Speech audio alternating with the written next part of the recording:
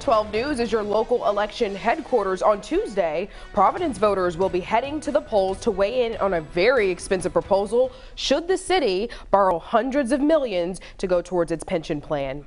Now, this week on Newsmakers, both sides of the issue debated the pros and cons of the proposal. Target 12 investigator and Newsmakers host Tim White is here now with the details.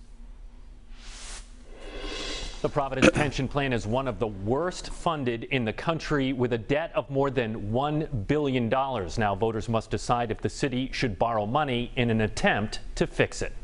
With more than 6,600 active and retired employees in the system, the city of Providence has amassed a staggering liability in pension obligations, a price tag that bean counters say is outpacing the amount of revenue the city is bringing in. Voters should say yes on this bond because it's the best option available to the city given their circumstances.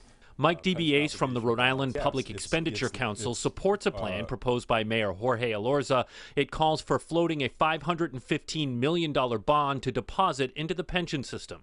We're still, believe it or not, in an extraordinarily low interest rate environment.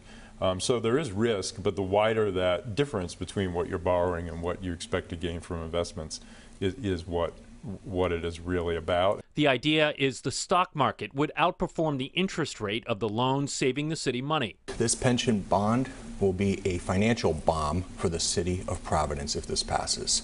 But Rhode Island Republican National Committeeman Steve Frias argues the risk outweighs the benefits. If you put $500 million into the stock market right now, it is going to be a disaster when the market goes down.